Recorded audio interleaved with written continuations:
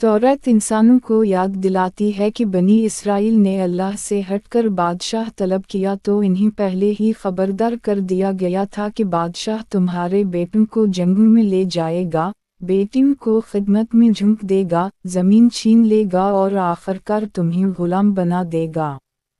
ये एक इंतबाह था, मगर इंसान ने सुना नहीं। इंजील भी उसी हकीकत को दोहराती है कि जब इक़्तिदार खुदा से छीनकर इंसान के हाथ में आता है तो वो रहमत नहीं बल्कि आजमाइश बन जाता है। बादशाह खुदा का नाइब नहीं रहता बल्कि खुद को कानून बना लेता है। कुरान तो इस बाब में बिल्कुल वाज़ेह है।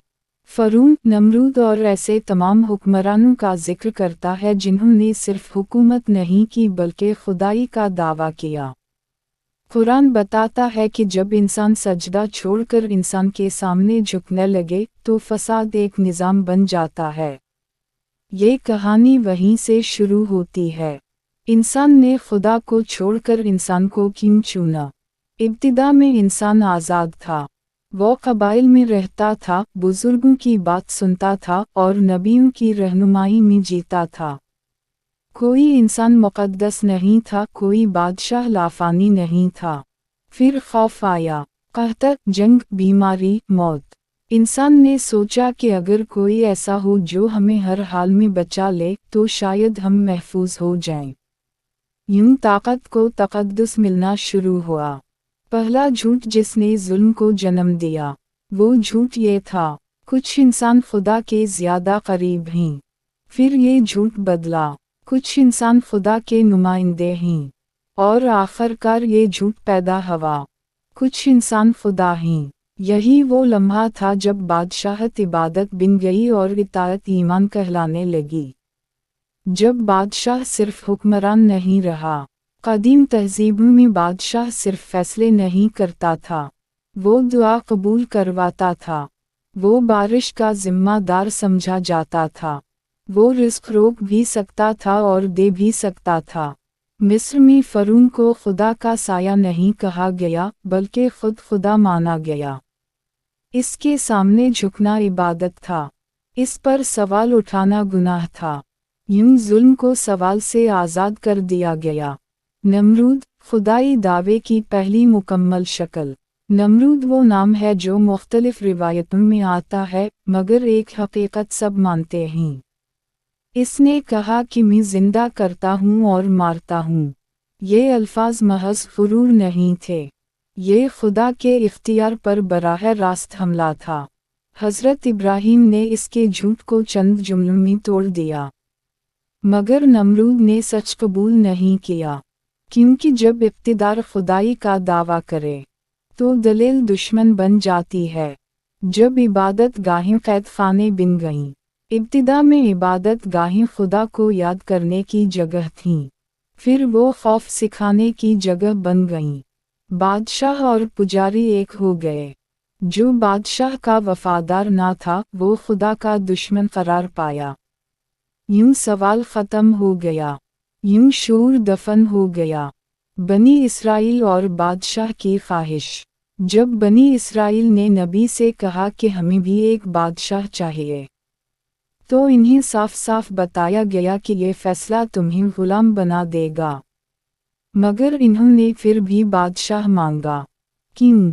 क्योंकि नज़र आने वाली ताकत नज़र न आने वाले खुदा से ज़्यादा महफूज लगती है। ये इंसानी कमज़ोरी है और जुल्म उसी कमज़ोरी से जन्म लेता है। जुल्म सिर्फ जन्म लेता है। क्या मसला बादशाह में था, या मसला इंसान के अंदर इस ख्वाहिश में था कि कोई और इसके लिए सोचे, फैसला करे और जिम्मेदारी उठाए? जब बादशाह ने खुद को मुक़द्दस करार दिया तो अगला कदम फितरी था। मज़हब को उसकी हिफाजत के लिए इस्तेमाल किया गया।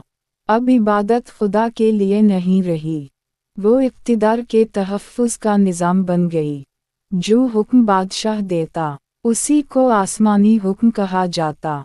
जो सवाल उठाता वो बाग़ी नहीं बल्कि मलून कहलाता। यूं जुल्म को तक़द्दुस मिल गया।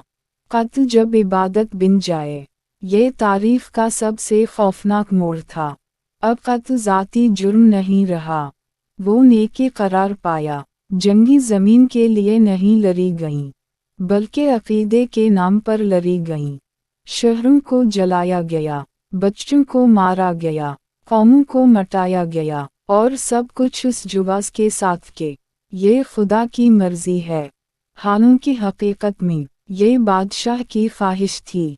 फ़िरौन का मुकम्मल निज़ाम ग़ुलामी। फ़िरौन सिर्फ़ एक ज़ालिम हुक्मरान नहीं था, वो एक पूरा निज़ाम था।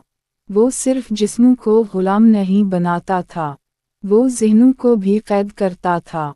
बनी इसराइल को बताया गया कि तुम कमतर हो, तुम्हारी पैदाइश ग़ुलामी के लिए हुई है, और तुम्हारा निजात दहिंदा कोई नहीं।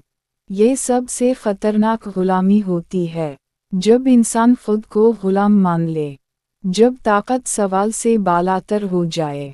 ये बात याद रखना ज़रूरी है, जहाँ सवाल ख़त्म होता है वहीं जुल्म मुकम्मल हो जाता है। बादशाह ने सबसे पहले सवाल को ख़त्म किया, इल्म को ख़तरा करार दिया, सच को बग़ावत कहा, फिर तारीफ़ को बदला गया, फिर याददाश्त को मटाया गया, ताकि कोई ये ना पूछ सके कि पहले किया था और अब किया हो गया है। नमरूद और ग़ुरूर की इंतहा। नमरूद को आग पर यकीन था। वो समझता था कि हर चीज़ इसके हुक्म पर है। जब हज़रत इब्राहीम को आग में डाला गया, तो वो यही समझ रहा था कि उसकी खुदाई साबित हो जाएगी, मगर आग ने इनकार कर दिया। ये एक वाज़ेह पैगाम था। कायनात किसी बादशाह की नहीं सुनती, वो सिर्फ़ खुदा के हुक्म पर चलती है। हर ज़ालिम खुद को ज़रूरी समझता है।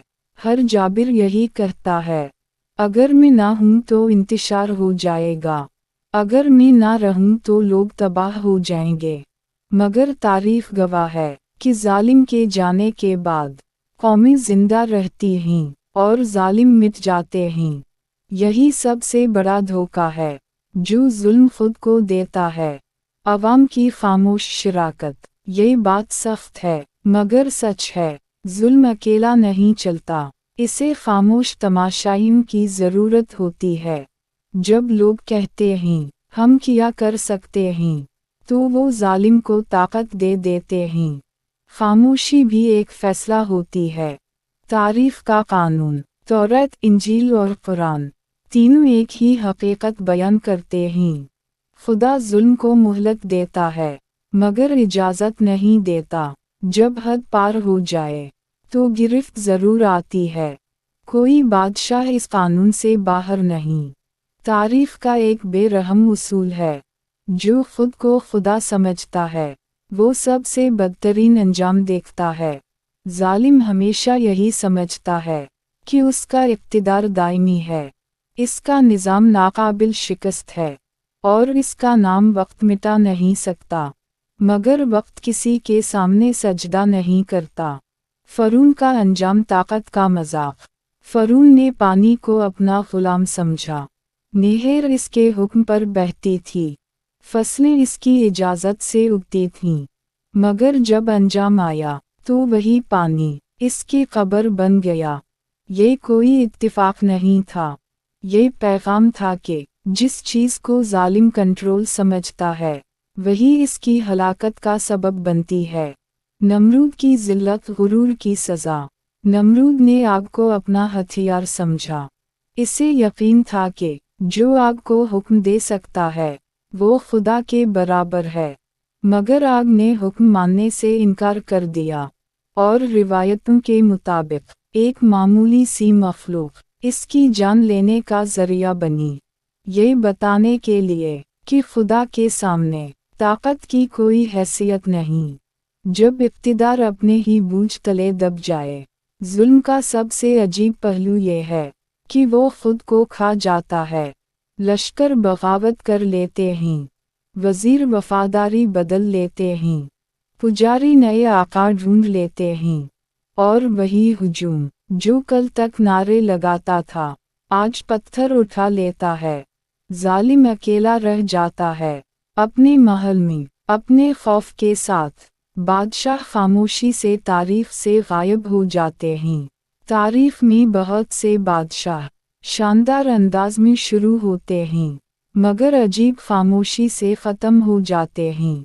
ना कोई मातम, ना कोई याद, ना कोई दुआ, सिर्फ एक सतर, वो ख़त्म हो गया। क्योंकि जब खुदा की मदद उठ जाए तो तख्त महज लकड़ी रह जाता है। अवाम का इम्तिहान। ये कहानी सिर्फ बादशाहों के बारे में नहीं, ये अवाम के बारे में भी है। तौरात, इंजील और कुरान तीनों ये बताते हैं कि जब लोग जुल्म को कबूल कर लेते हैं तो वो भी आजमाइश में आ जाते हैं। जो हक देखकर खामोश रहे वो भी जवाबदेह है, क्योंकि जुल्म को ताकत तलवार नहीं, खामोशी देती है। असल आज़ादी कहाँ से आती है? आज़ादी बादशाह बदलने से नहीं आती, आज़ादी निज़ाम बदलने से भी नहीं आती।